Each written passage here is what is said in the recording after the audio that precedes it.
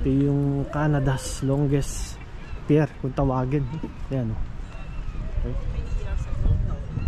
So kung mapapansin nyo guys, napakaganda, no? Napakaganda ng view rito. So guys, ito dito kami ngayon sa ano.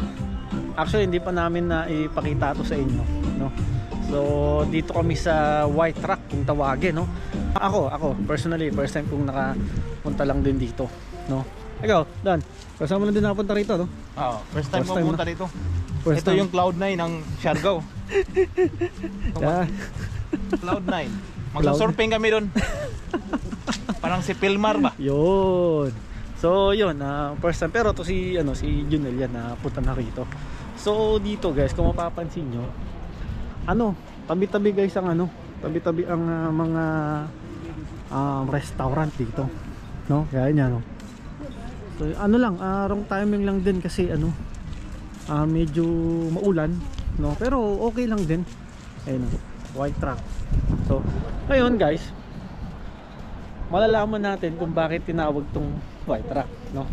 So sabi ni Junel kaya naman daw tinawag tong White Rock kasi nga meron daw ditong nag-iisang puting bato. Yung bato yung bato yung sa atin na hulingan ni Duterte yun. Yung talaga, bato, at makikita natin, no? Makikita natin ang malapitan kung ano ba tong bato na to, kung bakit tinawag itong lugar na to na White Rock, no? Medyo nga lang talaga guys, medyo maambon, no? Kaya ayun, okay lang. At least makikita nyo, marami rin ang nagpupunta rito kahit maulan. Ano pre? So guys, dito sa gilid nitong lugar na to, meron ditong riles ng tren na yan, oh. So hanggang doon sa dulo, no? Meron isang riles ng tren dito, no? So yun, mamaya pupuntahan natin lugar na yun. Actually mahaba rin itong na to, tabla na to, no? Ayan guys, oh. White Rock BC, Canada. Ito yung Canada's longest pier kung tawagin. Ayan, oh. Okay. White Rock BC, Canada. Mamaya pupuntahan natin yung lugar na yun, dire-diretsuhin natin, no? Tapos dito guys, kung mapapansin nyo, eto, di ko alam kung pwedeng bumaba rito sa lugar na to. Ay pwede dito, ayan. Ito may hagdanan dito. Ayan. So siguro kumbaga pag nag high tide ba tawag doon, itong lugar na to mapupuno siguro to ng tubig, no? Ng tubig dagat na yan. Yan guys, oh. Marami rin nagpupunta rito. Guys, oh ayan. Oh, marami kang makikita rin na mga kabayan dito. Actually itong grupo na to, puro kabayan to. Ayan. Yun, oh. Puro kabayan yan. Ayan guys, oh. Lawak. Diba? Tapos mamaya yung pupuntahan natin yung White Rock na yun. Ayan. Bakit tinawag tong White Rock? So guys, ito nandito na tayo sa dito sa pinakadulo nung nilalakaran natin na itong tabla na to, no? Ito guys, oh, ayan. Ayan, no?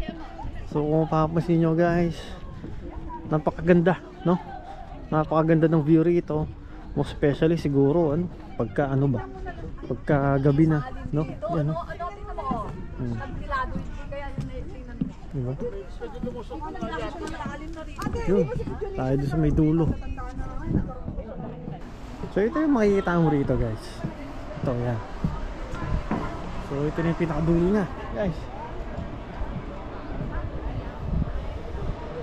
So pwede palang magano rito guys. Yung tinatawag na crab fishing, no? Yan guys, oh. Diba? Okay. Okay. Yan. Ito na yung guys. Makikita mo rito sa na to. Sa White Rock na to. So guys, ito. Nandito na tayo sa Isa tinatawag nilang kung bakit tinawag itong white rock, itong lugar na to, no? Ito guys, pakita ko sa inyo ng malapitan. Tatawa na, ewan ko ito na, ayan, no? Ito guys, ito, ayan. Napakalaki nito guys.